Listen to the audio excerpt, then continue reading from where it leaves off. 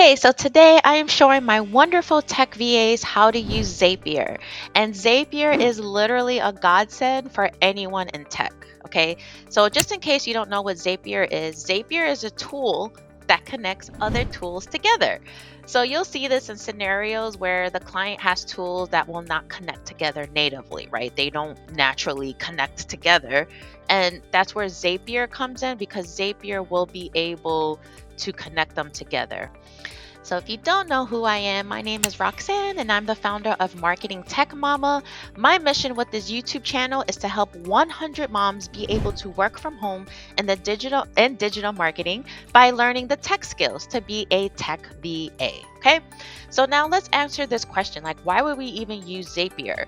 So, like I said earlier, you'll need to use it when like the tools you're trying to work are trying to connect together. There's not a way for them to do it naturally, right? Like it's not integrated that way. So that's where we come in. So let me give you an example because I think that would be a better way to kind of picture this and understand how Zapier works.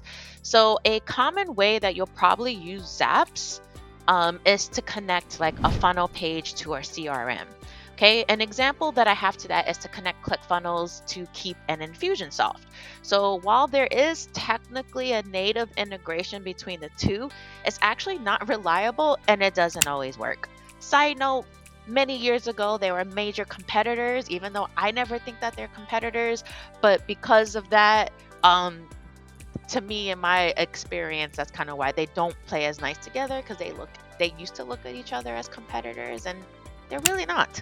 You know, ClickFunnels is more about funnel pages, and Fusionsoft is better about like marketing and sales automation in general. So that's just another side note.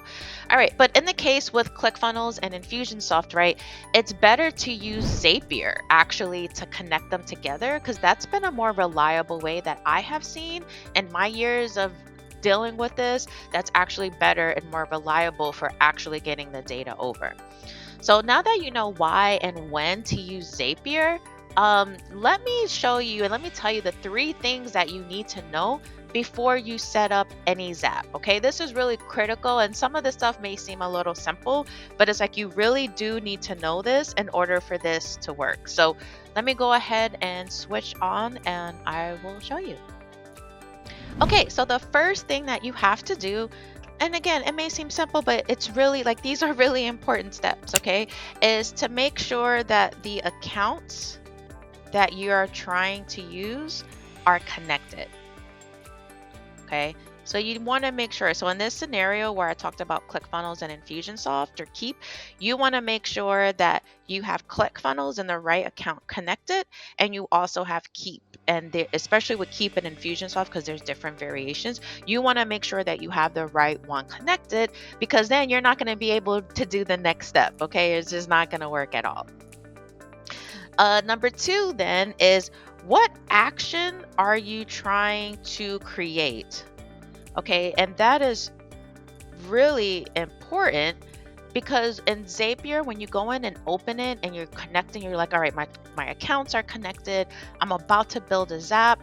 If you don't know what you're trying to create, it's going to be a problem. It's going to be a problem and it may not necessarily work the way you want it to. Okay. So when you know what action you're going to create, it's going to help you to see what options that you have as you're building the Zap to see how can I make this happen.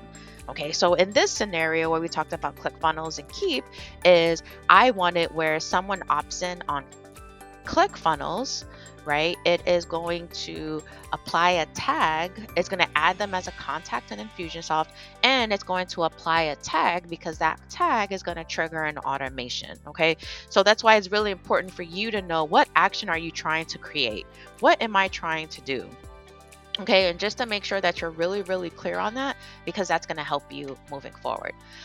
So the next thing that I'm going to say, and I say this a lot, but this is a little bit different. So you definitely want to test. So with testing with Zapier, though, it's kind of like a twofold thing. It's not your usual, oh, let me just do it as a user. You do want to do it as a user, but you want to test.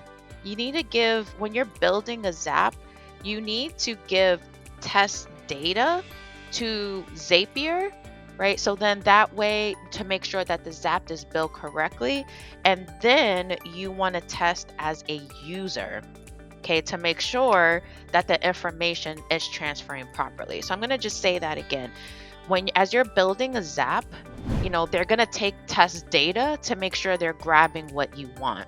Okay, so it's really important to have a test submission, just so that, what does that mean, right? So that means in this example with ClickFunnels, right, we're using ClickFunnels to send data to Infusionsoft. So before we even build a Zap, I need to make sure that I have a test contact in that funnel in ClickFunnels. So as I'm building that Zap, Zapier will take the right data points and they're going to say, oh, okay, so we're going to do this and we're going to send it to Infusionsoft, right? And they're going to have their test, because every time they have a step on the Zap, they're going to ask you to test it. And you always should, always should. Okay. So you're going to test it there. And then once the Zap is set up and it's done, then I'm going to open the actual URL, right, in ClickFunnels, and then I'm just going to do it as a regular person, like, oh, as the user would experience it.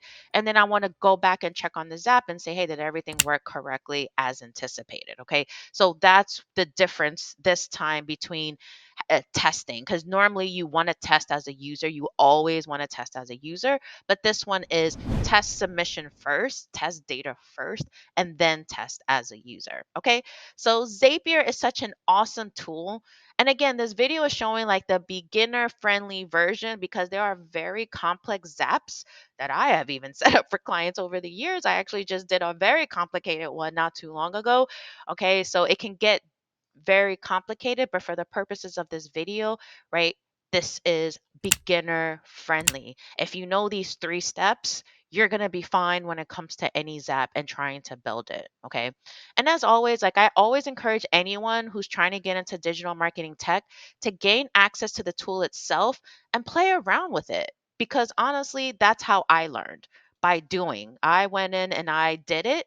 So I'm hoping that these videos can help you to decide what tools do you need to play around with and have the basic knowledge and familiarity with these tools, right? Because being familiar with them really gives you a huge, big advantage for sure. So that's it for today's video. If you like this video and you want to see more content like this, be sure to like and subscribe to this channel.